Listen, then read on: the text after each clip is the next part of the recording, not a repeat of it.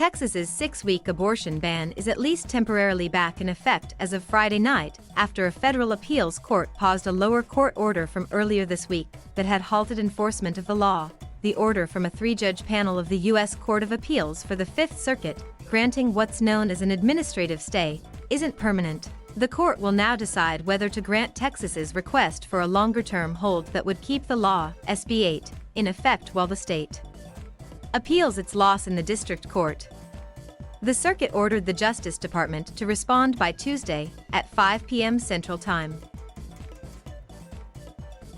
In the meantime, however, the law will go back into effect just 2 days after the preliminary injunction from U.S. District Judge Robert Pittman allowed at least some healthcare providers in Texas to resume performing abortions for pregnant people past the 6th week of pregnancy.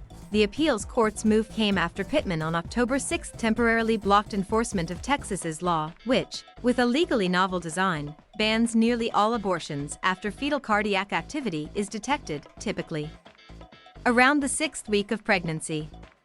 In his ruling, Pittman concluded that the law was flagrantly unconstitutional.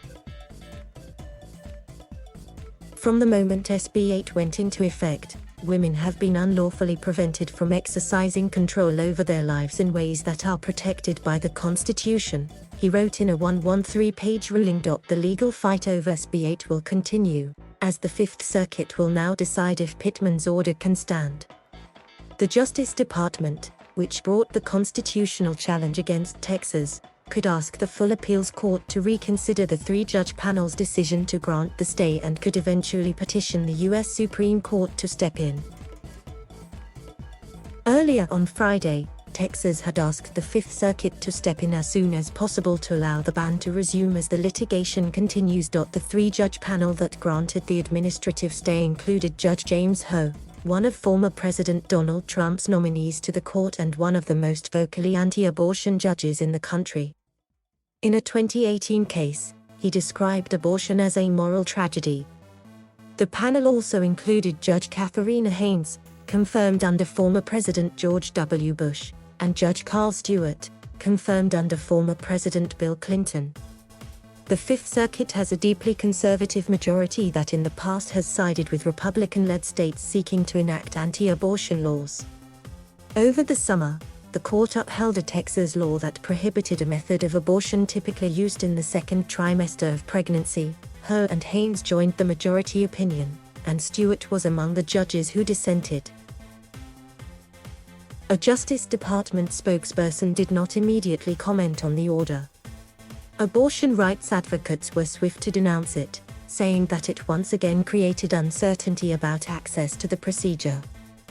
Patients are being thrown back into a state of chaos and fear, and this cruel law is falling hardest on those who already face discriminatory obstacles in healthcare, especially Black, Indigenous, and other people of color, undocumented immigrants, young people, those struggling to make ends meet, and those in rural areas.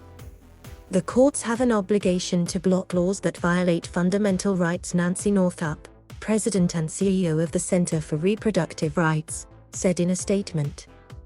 The center is representing Texas abortion providers in a separate lawsuit challenging SB 8. SB 8 went into effect September 1 after the U.S. Supreme Court chose not to stop it while a constitutional challenge continued.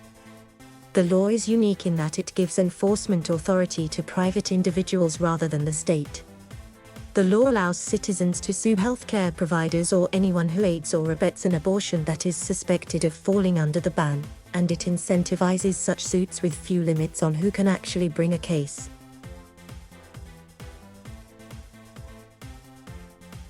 Thank you for watching. Please subscribe